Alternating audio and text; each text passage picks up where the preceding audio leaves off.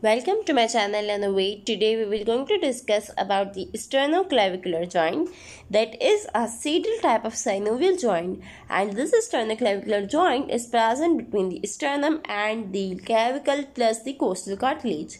So this joint is a saddle type of synovial joint, while different type of synovial joint include the other types that we have discussed in separate video of synovial joint.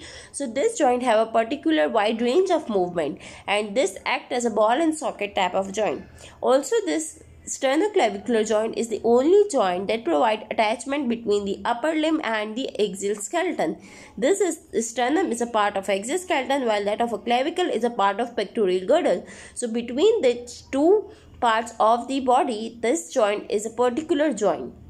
Now we will going to discuss the ligaments, the articulation and the blood supply of the sternoclavicular joint. So the articulation between the sternoclavicular joint is provided by the sternal end of the clavicle. The laterally is the present sternal end of clavicle, that is the medial end of clavicle, and on the both lateral side of the manubrum of sternum this clavicle is present. So the medial end of clavicle articulate with the manubrum of the sternum, that is the upper part of the sternum having the manubral notches for the articulation with the clavicle.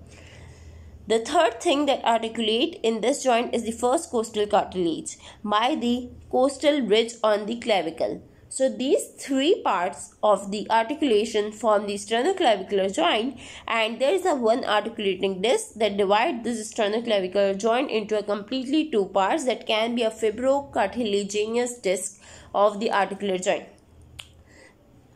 Now coming to the ligaments that are present in the sternoclavicular joint, and these ligaments, the function of the ligament is to strengthen the joint and prevent any of the dislocation of the joint during the movement.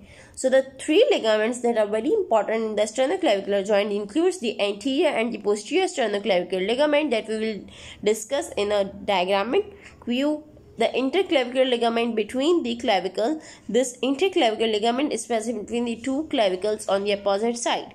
The costoclavicular ligament that is present between the costal cartilage, that is the first costal cartilage, and the clavicular part of the clavicle. This ligament strengthens the clavicle and the costal cartilage.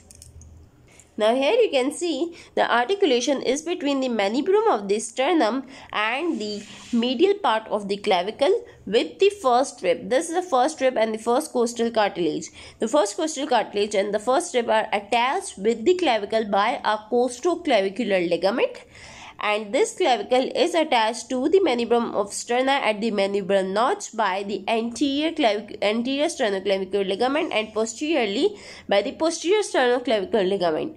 While between the two opposite clavicles on the upper side, on the superior surface of the manubrum of the sterna, there is another ligament that is called as the interclavicular ligament, and this interclavicular ligament will going to strengthen this joint superiorly.